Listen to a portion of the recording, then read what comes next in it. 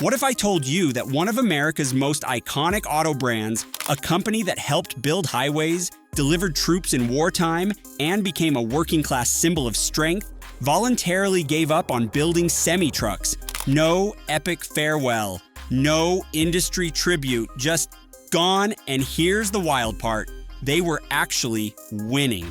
So why would Ford, the brand behind some of the most beloved trucks in US history, walk away from the multi-billion-dollar Class 8 truck industry? Was it market pressure, internal failure, or was it something even deeper? Something about how Ford saw its own future. Strap in, because this story isn't just about trucks. It's about pride, missed opportunities, and how one of America's biggest names quietly lost a war it once dominated. Back in the Great Depression, most trucks were just glorified pickups. Loud, fragile, uncomfortable, and barely strong enough to haul a decent load. But Ford saw potential where others saw problems. In 1934, Ford beefed up the frame of the Model A, threw in a flathead V8 engine, and basically redefined what a work truck could be. These things weren't fancy. They were rough, raw, and relentless. And that's exactly what Americans needed. But Ford wasn't just building trucks, they were building infrastructure. They were helping connect cities, move crops, deliver goods, and keep industries alive. They became a backbone of American logistics. Then came the war. By the 1940s, Ford transformed its factories into military hubs, pumping out Jeeps, tanks, and heavy trucks. And with each military contract, they learned how to make things bigger, stronger, and more reliable. When the war ended, Ford didn't slow down. They took that battlefield experience and turned it into post-war power. In 1948, the first generation of the F-Series trucks rolled off the line, the foundation for what's now America's best-selling truck line. But while F-Series trucks took care of the farms and families, Ford's heavy-duty trucks were preparing to take over the highways. By the 1950s, America was growing fast.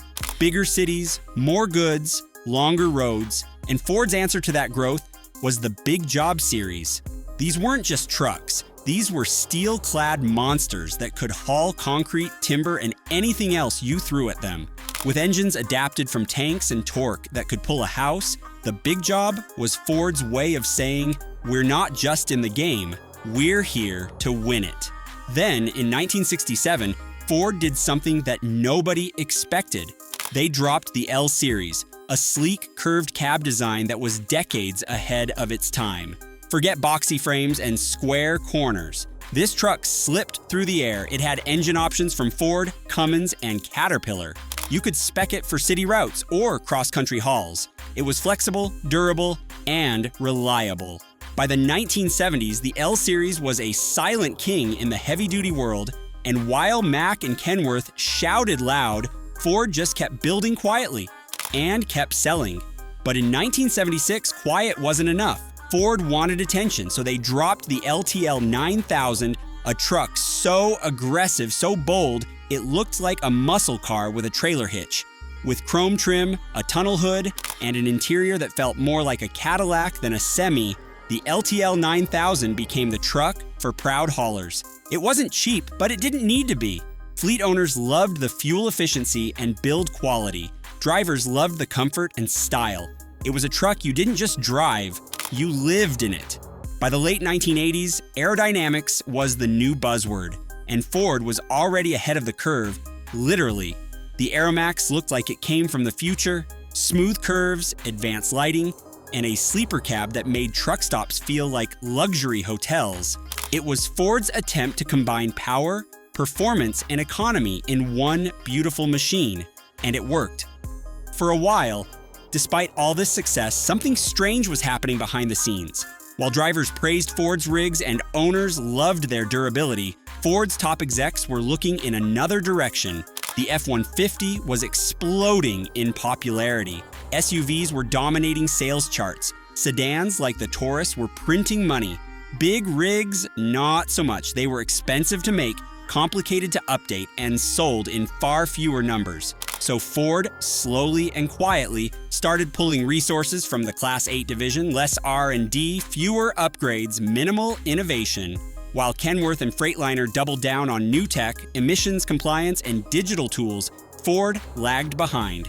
By the early 1990s, new EPA rules were cracking down on emissions. Fuel economy was no longer a suggestion. It was the law. Truckers wanted integrated telematics, better safety, and more efficient engines. But Ford? They weren't keeping up, and here's the kicker.